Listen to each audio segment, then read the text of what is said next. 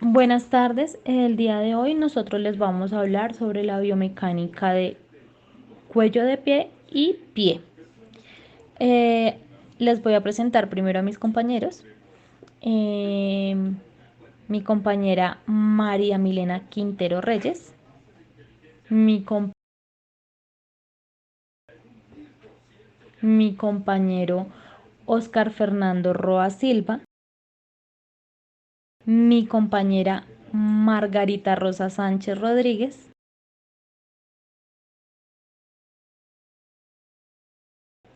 y Sandra Milena Díaz Higuera. Nosotros vamos a realizar la exposición del día de hoy y estos animados serán quien nos represente. Espero que comprendan el tema.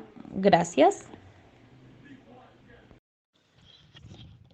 Anatomía de pie y cuello de pies. El pie está compuesto por 28 huesos, incluyendo los sesamoideos, cuyos movimientos están estrechamente interrelacionados, actúan de una forma estructural, son capaces de soportar cargas repetitivas de múltiplos del peso corporal. El complejo pie-tobillo también debe ser capaz de ajustarse a diferentes superficies de suelo y variar la velocidad de locomoción. La articulación del tobillo está formada por 3 huesos, que sería el peroné, la tibia y el astrágalo. Los 2 primeros conforman una bóveda en la que encaja la cúpula del tercero. Permite sobre todo movimientos de giro hacia adelante y hacia atrás, que son movimientos de flexión y extensión del pie, cuya estabilidad depende de la congruencia articular y de los ligamentos externos e internos, y los de la sindesmosis.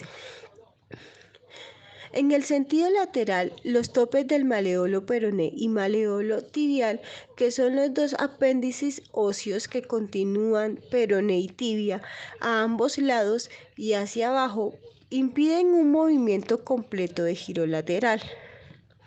Aunque sí permiten su inicio, el astrálago se apoya sobre el calcáneo, el hueso que conforma el talón, formando una articulación bastante plana sin gran movimiento. Esta articulación subastragalina es fuente de conflictos, ya que soporta la transmisión de fuerzas del peso corporal y rige movimientos finos de estabilidad del pie.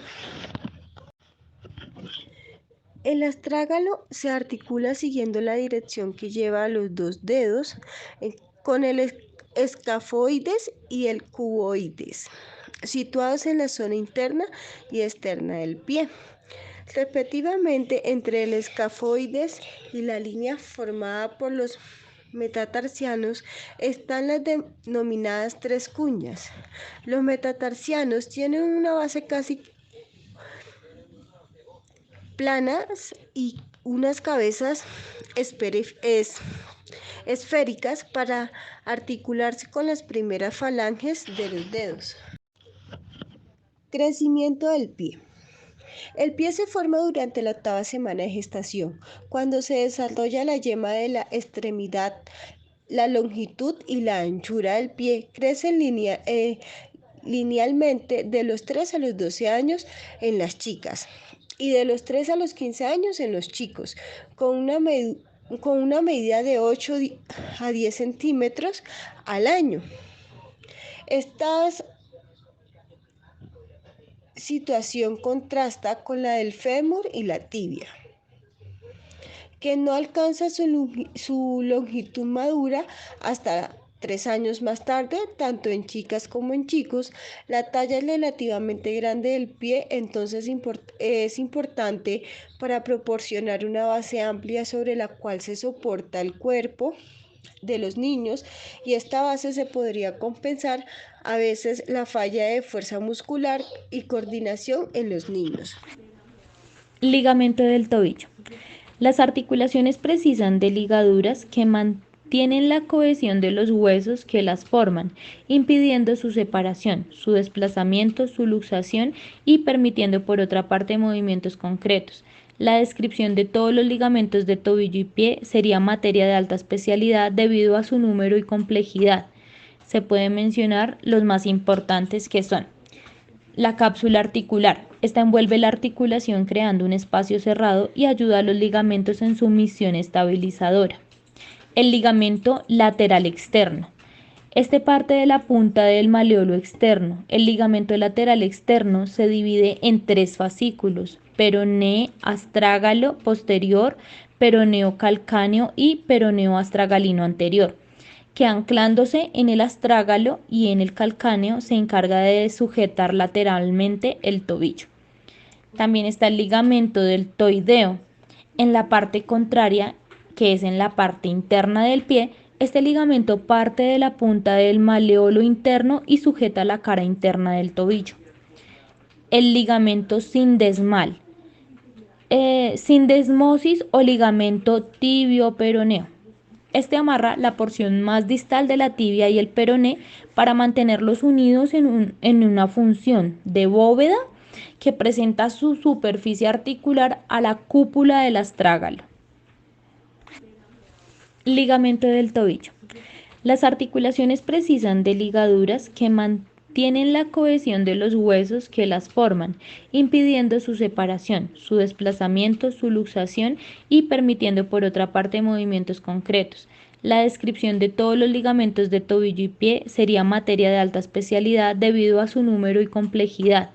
Se pueden mencionar los más importantes que son la cápsula articular. Esta envuelve la articulación creando un espacio cerrado y ayuda a los ligamentos en su misión estabilizadora. El ligamento lateral externo.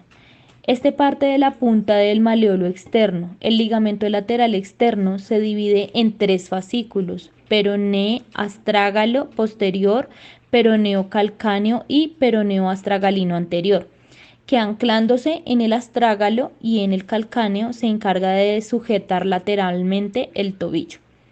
También está el ligamento deltoideo.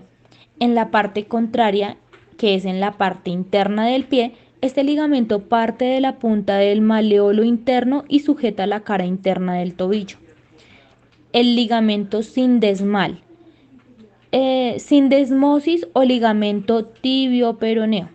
Este amarra la porción más distal de la tibia y el peroné para mantenerlos unidos en una función de bóveda que presenta su superficie articular a la cúpula del astrágalo. Entre los músculos tenemos los músculos extrínsecos, que son los encargados del movimiento del tobillo y el pie. Aunque están en la pierna, ejercen su tracción tirando de las inserciones óseas del tobillo y pie y consiguen los movimientos de flexión dorsal, flexión plantar, inversión y eversión del pie. También tenemos los músculos intrínsecos, y estos son los que, situados en el mismo pie, consiguen los movimientos de los dedos, como la flexión, extensión, abducción y aducción. Y tenemos los flexores plantares. Estos son los que traccionan del pie hacia atrás y abajo, flexión plantar. Están situados, por lo tanto, en la parte posterior de la pierna, en la pantorrilla. Son el sóleo y los gemelos con el tendón de Aquiles, que es común a ambos. Tenemos también los flexores dorsales. Son los que levantan el pie hacia arriba y están situados en la cara anterior de la pierna. Son el tibial anterior, el peroneo anterior y el extensor común de los dedos. Inversores del pie. El tibial anterior se inserta en el primer metatarsiano y la primera cuña. Los eversores del pie, el peroneo lateral largo y el peroneo lateral corto, se insertan en la primera cuña y base del primer metatarsiano, mientras que el peroneo anterior se inserta en las bases del cuarto y quinto. Y por último tenemos la aponeurosis plantar. Es una estructura anatómica que hay que tener muy en cuenta, pues cuando se inflama da lugar a las temidas fascitis plantares, muy molestas e incapacitantes. Es una estructura que conforma el suelo de la bóveda plantar y que se inserta en la porción inferior del calcáneo. Cinemática. El movimiento global del pie tiene en torno a 3 ejes y a 3 planos, que son: primero, flexión-extensión, que tiene lugar al plano sagital Segundo, abducción-aducción, que tiene lugar al plano horizontal o transverso. Y tercero, inversión-eversión, que tiene lugar en el plano frontal o coronal. Se usa la siguiente terminología para referirse al posicionamiento de la superficie plantar del pie y tienen lugar principalmente en la articulación subastragalina, es decir, en el calcáneo astragalina. Y hablamos de la supinación, que está orientada medialmente y es una combinación de inversión, flexión y aducción. Y también hablamos de la pronación. Esta se orienta lateralmente, es una combinación de eversión, extensión y abducción. El movimiento del dedo incluye flexión, extensión, aducción y abducción. El movimiento del pie se considera de dos tipos y son: uno, descarga, que es el movimiento pasivo que se puede realizar con una persona sentada y el pie y el tobillo colgando en el aire. El movimiento subastragalino, este se evalúa con una toma sobre la tibia con una mano y haciendo inversión y eversión con la otra mano. La aducción y la abducción del antepié. Y este puede observarse si el talón se mantiene inmóvil. La supinación y pronación del antepié puede observarse con el talón fijado, ya que puede flexionarse y extender las articulaciones tarsometatarsianas y los dedos. El segundo es la carga, que es el movimiento activo del pie en carga. Difiere de la movilidad pasiva, porque las fuerzas producidas por el peso del cuerpo y por la contracción muscular actúan estabilizando las articulaciones. Generalmente, el movimiento funcional activo del pie durante la marcha tiende a ser menor que el movimiento pasivo del pie. La inversión subastragalina activa. Esta puede mostrarse viendo la orientación del tobillo desde atrás, mientras pedimos a la persona que se eleve sobre sus dedos. La rotación externa de la pierna en carga sobre el pie causa la inversión del talón y la pronación del antepié, aumentando de esta manera el arco. La rotación interna de la pierna. Esta tiene efectos contrarios y disminuye el arco desde un punto de vista funcional. Podemos agruparlos en dos articulaciones grandes o dos grupos. La primera es las articulaciones de acomodación, que son las que tienen como misión amortiguar el choque del pie con el suelo y adaptarlo a las irregularidades del terreno. Son las articulaciones del tarso y las tarsometatarsianas. Y la segunda son las articulaciones de movimiento, y su función es principalmente dinámica y son fundamentales para la marcha. Son la de tobillo y la de los dedos. Movimiento del pie y el tobillo durante la marcha. La marcha comprende una fase portante y una fase de oscilación. La fase portante abarca el 62% del ciclo de la marcha y la fase oscilación completa el 38% restante. La fase del portante se divide en el contacto del talón, pie plano, despegue del talón y despegue de los dedos. Fase de oscilación. Se divide en fase de aceleración, la elevación de los dedos y deceleración. Causas de la rotación de la pierna durante el ciclo de la marcha. Según Mann, de 1993, él describió la coordinación del movimiento del tobillo y subastragalino en un modelo de segmento en bisagras, que se trataba de que cuando la tibia rota internamente, la articulación subastragalina realiza una eversión o pronación, y que de forma contraria la rotación externa de la tibia provoca la inversión o supinación de la articulación subastragalina. Mann atribuye la rotación interna de la extremidad inferior en el inicio de la fase portante a la oblicuidad de la ley general de la articulación del tobillo. Según el modelo único, se angula hacia abajo y posteriormente de medial a lateral. Debido a la oblicuidad del eje articular del tobillo, la pierna rota internamente con la flexión dorsal del tobillo, externamente con la flexión plantar del tobillo. Algunos mecanismos adicionales que producen la rotación externa de la pierna Durante el fin de la fase portante en la oscilación de la pierna contraria que provoca la rotación externa de la pierna apoyada y la oblicuidad del corte metatarsiano. Acción muscular durante la marcha. Aun cuando los movimientos de desplazamiento tienen como respuesta ciertas restricciones pasivas en las articulaciones y ligamentos, se ha logrado comprobar mediante la electromiografía que está presente en una actividad muscular. Se genera una contracción muscular de tipo excéntrica con el fin de evitar un movimiento brusco en el pie. Los músculos flexores dorsales del pie y del tobillo se activan en un 70% durante el ciclo de la marcha, al igual que los músculos plantares y peroneos, que recordemos cumplen la función de estabilizadores. Movimientos de los huesos del tarso. Movimientos de articulación subastragalina. Esta se encuentra entre el astrálago y el calcáneo, produciendo movimientos de supinación, pronación y unos conocidos como inversión y eversión. Esta es responsable de transformar la rotación tibial en supinación y pronación del antepié junto con la articulación tarsiana transversa. El movimiento subastrálago reduce las solicitaciones rotatorias sobre la articulación del tobillo. Movimiento intertarsiano y tarsometarsiano. Estas articulaciones están entre las tres cuñas, el cuboides y los 5 metatarsianos, producen un pequeño movimiento. Las articulaciones intertarsianos son congruentes y exhiben un movimiento de deslizamiento mínimo entre sí. Las articulaciones tarsometarsianas, también conocidas como Lisfranc, son intrínsecamente estables debido a su configuración en forma de arco, más apreciable en la sección transversal. La base del segundo metatarsiano se retrasa hacia el medio pie, formando una configuración en forma de llave con la cuña intermedia, una fuente de ligamento conocido como ligamento de Lisfranc.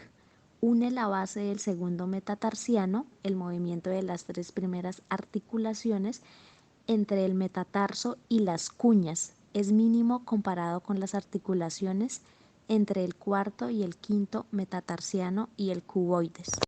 Movimiento intertarsiano y tarsometarsiano. Estas articulaciones están entre las tres cuñas, el cuboides y los 5 metatarsianos, producen un pequeño movimiento.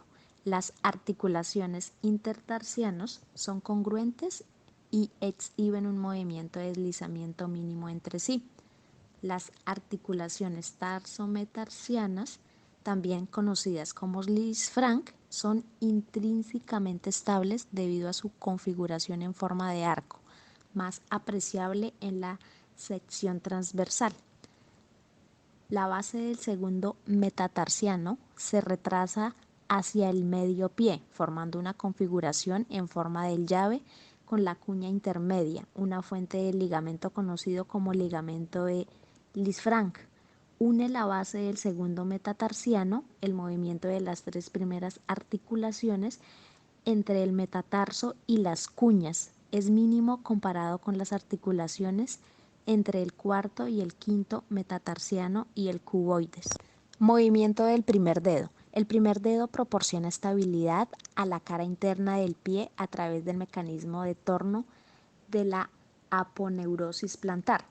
A medida que el cuerpo sobrepasa el pie, en el despegue de la falange proximal sobrepasa la cabeza del metatarsiano y la deprime. El análisis del movimiento. El primer en el plano sagital de Velasco, los centros instantáneos de movimiento a menudo coinciden con el centro de la cabeza metatarsiana, con una mínima disimulación. El movimiento de superficie de la primera articulación metatarsofalángica se caracteriza por el deslizamiento tangencial de la máxima flexión plantar a la moderada dorsiflexión. Movimiento de los dedos pequeños. Los 4 dedos laterales son semejantes a los dedos de la mano. Los dedos pequeños tienen 3 falanges. El movimiento de cada una se controla por los músculos intrínsecos que se originan dentro del pie. El movimiento normal de la articulación metatarsofalángica es aproximadamente de 90 grados de extensión a 50 grados de flexión. Los músculos intrínsecos comprenden los flexores y extensores largos del dedo. Intrínsecos flexionan las articulaciones metatarsofalángicas y extienden las articulaciones interfalángicas.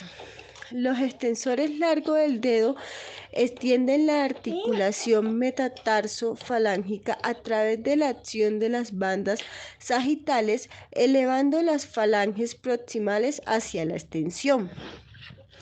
El flexor corto de los dedos es el principal flexor de la articulación interfalángica proximal.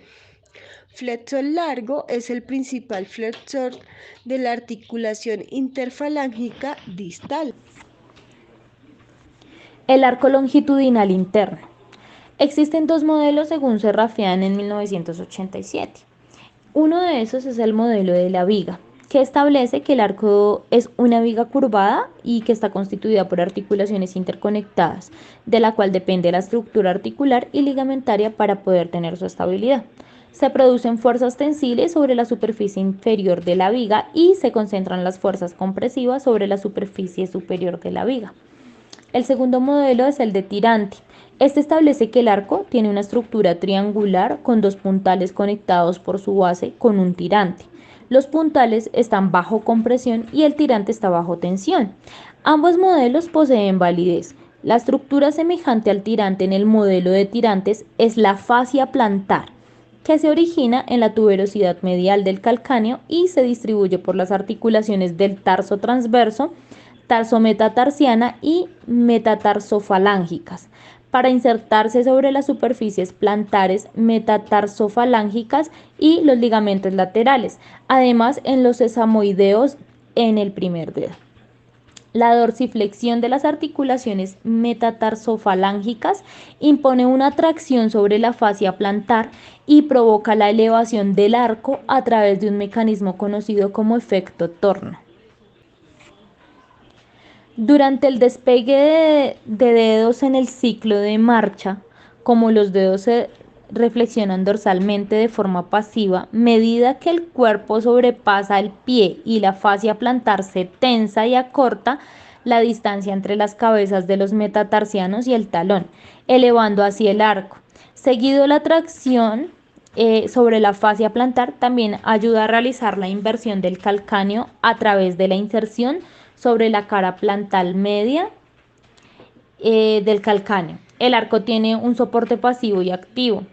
Seguido, Huang en 1993 llevaron a cabo un estudio in vitro del pie en carga y hallaron que la división de la fascia plantar produjo una disminución del 25% en la rigidez del arco. Control muscular del pie. De 13 músculos extrínsecos, 12 controlan el pie y el tobillo, junto con 19 músculos intrínsecos. Los músculos extrínsecos son los más importantes en el control de la marcha. Al generarse movimiento, se activan los músculos de las piernas, permitiendo así una transferencia eficiente de fuerza muscular hacia el suelo con una progresión corporal hacia adelante. El extensor más fuerte es el músculo tibial anterior, el cual permanece activo desde el contacto del talón hasta la totalidad del pie. Por otra parte, el músculo tibial posterior funciona como estabilizador dinámico del arco longitudinal interno. La pérdida de este músculo puede ocasionar pie plano junto con abducción del antepié y eversión del talón. Cinética del pie. La magnitud de las cargas experimentadas por el pie es altísima. Las fuerzas pico verticales alcanzan el 120% del peso corporal durante la marcha y se aproximan al 275% durante la carrera. Manter midió las cargas compresivas bajo carga estática en pies de cadáveres para determinar la distribución de las fuerzas a través de las articulaciones del pie. Fuerza compresiva. La mayoría de la fuerza aplicada atraviesa el astrágalo escafoidea y se dirige del primer al tercer metatarsiano. La parte más alta del arco longitudinal, las articulaciones astrágalo, escafoidea, cuña, soportan la mayor de la carga a través de las articulaciones tarsianas. La columna medial del pie comprende el astrágalo escafoides y las cuñas del primer al tercer metatarsiano, que soporta la mayoría de la carga. La columna lateral consiste en la articulación calcáneo-cuboidea y los dos metatarsianos laterales que transmiten una carga menor. Arco metatarsiano transverso. La carga se mantiene en el talón en el primer y quinto metatarsiano como si el pie fuera un trípode. Pero Norton, en el año de 1935, pensó que el antepié tenía 6 puntos de contacto que compartían de forma idéntica la distribución del peso y principalmente los dos sesamoideos, las 4 cabezas de los metatarsianos menores. Kavanagh, en 1987, estudió de la presión plantar basado sobre sujetos descalzos en bipedestación que determinaron la distribución de la carga en el pie de la siguiente manera: en el talón un 60%, en el medio pie 8%, antepié 28%, dedos 4%. Las presiones pico-bajo del talón eran 2.6 veces mayores que las presiones sobre el antepié. Las presiones pico del antepié se producen bajo la cabeza del segundo metatarsiano. Las mediciones radiográficas estáticas del pie fallan a la hora de predecir un 65% de la variación encontrada entre las presiones dinámicas medidas en varias personas. La dinámica de la marcha supone la primera influencia en la presión plantar. Kavanagh 1999 y Hutton 1973 estudiaron la progresión del centro de presión a través de la suela de los pies durante la marcha. El centro de presión se localiza inicialmente en el centro del talón y se acelera rápidamente a través del medio pie hasta alcanzar el antepié, donde disminuye la velocidad. Las presiones pico del antepié se alcanzan el 80% de la fase portante y se centran bajo el segundo metatarsiano. En el despegue de 2 en el centro de presión se localiza abajo del primer dedo las cabezas de los metatarsianos que contactan con el suelo al menos en el 50% de la fase portante. En 1985, Swames determinó que la presión pico más elevada y el máximo impulso pie del suelo durante la marcha sin calzado estaba por debajo de la cabeza del tercer metatarsiano en vez de la del segundo. La distribución de las presiones plantares cambia con el calzado. La distribución de la carga del antepié se desplaza mediante la máxima presión bajo las cabezas del primer y segundo metatarsiano. Las presiones bajas de los dedos también se incrementan con el calzado. La distribución de presión plantar durante la carrera ha identificado 2 tipos de corredores característicos por su primer punto de contacto con el suelo del contacto inicial o con el suelo del apoyo del retropié o del medio pie. Tejidos blandos del pie. Los tejidos blandos del pie se modifican para proporcionar tracción, amortiguación y protección de las articulaciones. La piel de cara plantar se inserta firmemente a los huesos articulaciones, vainas tendinosas subyacentes del talón y antepié mediante extensiones especializadas de la fascia plantar. Esta función es primordial para que se produzca la tracción entre el suelo y las estructuras esqueléticas del pie. Estos ligamentos de la fascia plantar limitan el movimiento de la piel del antepié. Paquete adiposo del talón. Es una estructura altamente especializada diseñada para absorber impactos. El promedio del paquete adiposo es de 23 centímetros. El paquete adiposo del talón consiste en columnas rellenas de grasa dispuestas verticalmente en forma de coma o de U. Los tabiques están reforzados internamente con fibras elásticas diagonales y transversas para producir un efecto de panal espinal. Las células pequeñas cerradas se disponen para absorber y disipar fuerzas más efectivamente. En la estática, las fuerzas que actúan sobre la articulación del tobillo producidas por las contracciones musculares del gastrocnemio y el sóleo, en consecuencia con la magnitud de la fuerza de reacción articular, se pueden hallar si se calcula la fuerza muscular a través del tendón de Aquiles y su fuerza de reacción sobre la articulación del tobillo.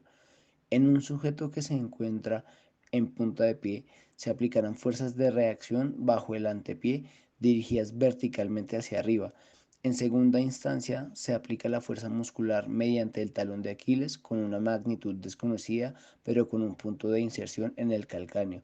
Y por último, la fuerza de reacción del astrágalo, que presenta un punto de aplicación sobre la cúpula del astrágalo con una magnitud y dirección desconocida. Distribución de cargas en el tobillo. El tobillo tiene un área de superficie de carga relativamente grande de 11 a 13 centímetros cuadrados, induciendo menores solicitaciones a través de esta articulación que en la rodilla o la cadera. La distribución de la carga sobre el astrálago se determina por la posición del tobillo y la integridad ligamentaria durante la carga del 77 al 90%. De esta se transmite a través de la meseta tibial hacia la cúpula astragalina con el resto sobre las facetas astragalina medial y lateral. A medida que el tobillo en carga se mueve hacia la inversión, se carga más sobre la faceta astragalina medial. La eversión del tobillo incrementa la carga sobre la fase tras la línea lateral. El centro de presión del área de contacto se mueve de posterior a anterior, desde la flexión plantar a la flexión dorsal y de medial a lateral durante el movimiento inversión y eversión. La distribución de las cargas astragalina también se determina por las fuerzas ligamental, la sección del fascículo tibiocalcáneo del ligamento deltoideo superficial. El modelo de cadáver en carga produjo una disminución del 43%. En el área de contacto astragalino, un aumento del 30% en las presiones pico y un desplazamiento lateral de 4 milímetros del centro de presión. Dinámica. Se requieren estudios dinámicos de la articulación de tobillo para apreciar las fuerzas que actúan sobre el tobillo normal mientras se anda o se corre. Las radiografías y los cálculos de cuerpo libre para determinar las fuerzas compresivas y en cizalla sobre la articulación del tobillo. El patrón de la fuerza de reacción del tobillo durante la marcha difiere con las diferentes cadencias a la hora de andar. Durante la carrera, las fuerzas localizadas del tobillo pueden ser tan elevadas como 13 veces el peso corporal. Estabilidad de la articulación del tobillo. La articulación tibio-peroneo-astragalina presenta dependencia congruente de las estructuras ligamentarias de apoyo. Estos ligamentos laterales se encargan de soportar la inversión y rotación interna. Son conocidos como ligamento peroneo-astragalino anterior, peroneo calcáneo y peroneo astragalino posterior. Por otra parte, los encargados de soportar las solicitaciones de eversión y rotaciones externas son los ligamentos deltoideo superficial y profundo. Los ligamentos que cumplen la función de brindar estabilidad entre partes distales de la tibia y el peroné son los de sindesmosis, que se conocen como tibio-peroneo anterior, posterior y transversal. Rango de movimiento. El movimiento del tobillo se produce principalmente en el plano sagital y se describe como flexión plantar, flexión y flexión dorsal, extensión. En el contacto del talón y el tobillo está en una ligera flexión plantar. La flexión plantar incrementa hasta el pie plano, pero el movimiento rápidamente se invierte hacia la flexión dorsal. Durante la mitad de la fase portante, a medida que el cuerpo sobrepasa el pie, el movimiento del tobillo durante el andar normal medida de 10.2 grados de flexión dorsal y 14.2 grados de flexión plantar, con un movimiento total de 25 grados. La flexión máxima se produce al 70% de la fase portante y la máxima flexión plantar se produce en el despegue de dedos. Movimiento articular de superficie. Samarco en 1973 llevó a cabo el análisis de los centros instantáneos de rotación y de las velocidades de superficie, tanto en tobillos normales como con disfunción. Encontraron que los centros instantáneos de rotación caían dentro de los astrágalos de los tobillos normales, pero las posiciones cambiadas en el movimiento del tobillo confirmaron que el eje de rotación del tobillo no permanece constante con el movimiento, empezando en la flexión plantar que completa la articulación del tobillo. Pronto mostró la desviación a medida que comenzaba la flexión dorsal. Entonces tiene lugar al deslizamiento hasta que se alcanzó la flexión dorsal completa y se produjo la compresión de la articulación. Es posible que la compresión de la articulación tibioastragalina tenga un papel en la lubricación de la articulación. Estabilidad de la articulación del tobillo. La articulación tibio-peroneo-astragalina presenta dependencia congruente de las estructuras ligamentarias de apoyo. Estos ligamentos laterales se encargan de soportar la inversión y rotación interna. Son conocidos como ligamento peroneo-astragalino anterior, peroneo calcáneo y peroneo astragalino posterior. Por otra parte, los encargados de soportar las solicitaciones de eversión y rotaciones externas son los ligamentos deltoideo superficial y profundo. Los ligamentos que cumplen la función de brindar estabilidad entre partes distales de la tibia y el peroné son los de sindesmosis, que se conocen como tibio-peroneo anterior, posterior y transversal. Debido a la sociedad occidental y algunos estereotipos, el calzado puede llegar a afectar la biomecánica del pie y el tobillo, especialmente en mujeres, ya que modifica su forma y función en el ciclo de la marcha. Por ende, los impactos no se absorben de forma adecuada, influyendo directamente sobre la flexibilidad de la articulación tarsiana transversa. La acción muscular del pie cuando se encuentra en bipedestación está ausente, ya que se requiere una activación secuencial de músculos extrínsecos e intrínsecos con el fin de producir un patrón de marcha normal. Sin calzado, el talón soporta el 60% de la carga y el antepié un 28%. Ahora, si esto se ve afectado por un tipo de calzado donde el talón queda inclinado, se alterarían esos porcentajes notoriamente y la biomecánica del pie y del tobillo estaría siendo afectada por un tipo de calzado inadecuado. Paciente de 31 años de edad, sexo masculino, quien cursa con una fractura de peroné. Eversores del pie. El peroneo lateral largo y el peroneo lateral corto se insertan en la primera cuña y base del primer metatarsiano, mientras que el peroneo anterior se inserta en las bases del cuarto y quinto. La principal causa de la fractura de peroné es por un esguince de tobillo, sin embargo también puede deberse a una mala caída o a un accidente. El síntoma más evidente de una fractura de peroné es que el paciente no puede apoyar el pie por la inflamación, el dolor y la impotencia funcional que le genera. También encontramos casos en los que la propia fractura viene acompañada de un chasquido sonoro que evidencian la lesión. Algunos indicios de esta son la deformidad en la zona hematomas y en algunos casos el entumecimiento en el pie o pérdida de sensibilidad. Nuestro primer caso clínico es la fractura de peroné del hemicuerpo izquierdo con mayor exactitud del maléolo lateral externo. Debemos tener presente que esta fractura la encontramos a la altura del tobillo y puede llegar a acarrear otro tipo de lesiones en dado caso que se llegue a complicar su tiempo de recuperación. También debemos analizar y tener presente que el tiempo mínimo de incapacidad baja o reposo es de 1 a 3 meses. Esta es una de las lesiones más frecuentes y complicadas, ya que influye directamente sobre la estabilidad del tobillo. Es por esto que se enyesa a la persona y se le recomienda el uso de muletas para que no apoye el hemicuerpo lastimado o también que se cohíba por un tiempo de generar algún tipo de movimiento que pueda llegar a afectar la parte y área lastimada. El tratamiento para la fractura del peroné puede ser quirúrgico o conservador dependiendo de la complejidad del caso. En este caso, que no hubo un desplazamiento, no hay necesidad de operar y únicamente se le ha implantado al paciente una férula. Esto con la finalidad de que el paciente no realice ningún tipo de movimiento en el cuerpo lastimado, ya sea voluntario o involuntario, debido a que puede seguir lastimando el área afectada. Una de las tantas recomendaciones que se le hace al paciente, independientemente de que haya una cirugía o no, es que realice un proceso de rehabilitación para el hemicuerpo lastimado, teniendo en cuenta que al estar inmovilizado durante tanto tiempo puede llegar a perder masa y tono muscular, así como también se puede presentar el recogimiento en tendones y ligamentos. Es por esto que el proceso de rehabilitación es muy importante para el paciente una vez se le haya retirado el yeso o la férula. Tras la fractura del peroné, es necesario que en el proceso de rehabilitación se analice la reeducación de la marcha, el cómo se apoya el pie y la biomecánica de la pisada, para que la articulación vaya cediendo lentamente.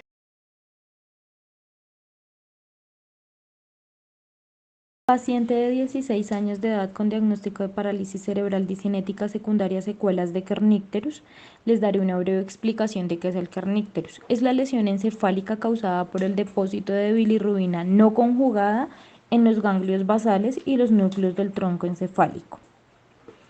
Paciente quien por su condición cerebral tuvo aumento del tono muscular, hipertonía. Esta hipertonía son aquellas alteraciones del tono muscular que se manifiestan con un aumento del mismo y con la falta del control por parte de las neuronas motoras que se localizan en las regiones del sistema nervioso central. El tono muscular es definido como la resistencia que presenta un músculo cuando se realiza una movilización pasiva, es decir, que es un mecanismo fisiológico del organismo que cuando se altera produce trastornos musculares, entre los cuales está la hipertonía, hipotonía, distonía y la parotonía. Además, el paciente puede presentar limitaciones para realizar una contracción activa del músculo y para movilizar sus articulaciones de forma controlada y coordinada, siendo esto causante de dolor, deformidades y restricciones en la participación. Pero dependiendo del tipo también va a presentar otras características y diferentes respuestas motoras, siendo la espaticidad la que se produce por déficit de la regulación del reflejo miotático y la rigidez producto de fallas en la inhibición recíproca. ¿Por qué se produce la hipertonía? El aumento del tono muscular se produce por lesiones y enfermedades que afectan a aquellos procesos de los músculos que registran los cambios de longitud y estiramiento y de los mecanismos que poseen el sistema muscular para identificar cuándo contraer un grupo de músculos e inhibir los que realizan la acción contraria.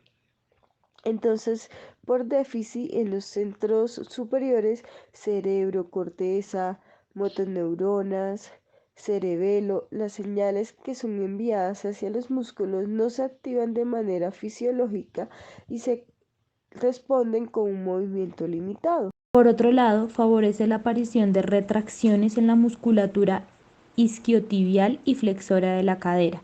Además, el apoyo inadecuado que provee un pie con estas características genera una serie de deformidades como el hacklus valgus, torsión tibial externa, valgo del tobillo y valgo de la rodilla. Todo esto se traduce en dificultades para adaptar órtesis, frecuente desarrollo de marcha y en general aumento del consumo energético para caminar, que en pacientes con potencial de marcha, a veces muy limitantes, puede significar la pérdida de estabilidad. El pie valgo es un tipo de deformidad que se presenta en algunas personas, en la cual el retropié es más afectado ya que se encuentra en posición de eversión. Este puede asociarse con otras alteraciones, ocasionando el pie talo valgo, pie plano valgo y el pie quino valgo. Los pies son zonas distales de las piernas que contribuyen activamente a la biomecánica de los miembros inferiores. Entonces, cuando se producen deformidades y alteraciones congénitas en estas regiones, la persona puede presentar desde dolor hasta alteraciones en la marcha. Esas posiciones de los pies son conocidas como pie plano, valgo, pie cao y equino. ¿Cuáles son las características del pie valgo? Al igual que todas las deformidades de los pies, el tipo valgo presenta las siguientes características. Tanto las estructuras rígidas como los tejidos blandos se encuentran presentes en la zona. Pueden ocasionar ocasionar alteraciones en diferentes articulaciones. Puede presentar distintos grados de flexibilidad y rigidez. El valgo no produce alteraciones en el arco plantar, pero sí coloca en posiciones de eversión el talón. En estos casos, la parte posterior de los pies es lo que se altera, así que se puede observar colocando a la persona de pies con los tobillos paralelos. ¿Cómo tratar el pie valgo?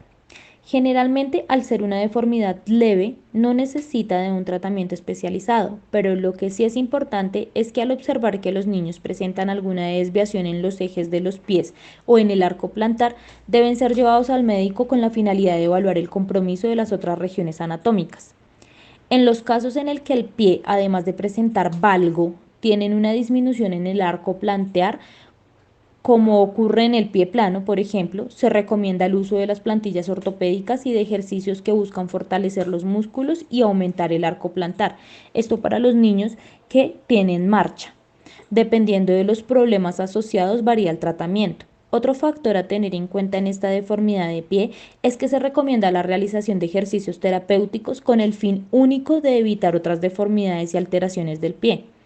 Esas patologías que pueden aparecer en conjunto al pie valgo incluyen juanetes, dolor en la zona metatarsiana, fascitis plantar y desviación de los dedos. Cuando aparecen esas patologías asociadas, generalmente son visibles y ocasionan síntomas que deben ser tratados a través de plantillas y otros ejercicios. Para los pacientes con parálisis cerebral o alguna discapacidad o disfuncionalidad motora, por lo general, siempre el tratamiento son las órtesis, más conocidas como férulas, que están basadas en tratar de corregir la postura anatómica del pie de cada niño. Algo muy importante para tener en cuenta es que no todos los pacientes, pese a tener este diagnóstico, pueden utilizar las órtesis, como por ejemplo los niños o pacientes que tienen osteopenia o que ya tienen osteoporosis. Por último, también pues encontramos el tratamiento quirúrgico cuando es valgo patológico y pues ya hay una sintomatología y pues él evidencia que pues ya la persona no va a mejorar. En estos casos podría ser la coalición tarsial, que son los huesos fusionados, o cuando el astrálago no está horizontal sino vertical. Chicos, esta era toda la información que teníamos por el día de hoy. Esperamos que haya sido clara. Por tema de plagio les vamos a dejar por aquí la bibliografía de donde se sacó la información y las URL de los GIFs. Muchas gracias a todos por su atención. Adicionalmente al chat de Teams les vamos a enviar el enlace del video y un folleto que hemos diseñado para cada uno de ustedes para que tengan la información presente. Las personas que estén interesadas en tener las diapositivas también se las haremos llegar. Agradecemos su comprensión y su atención.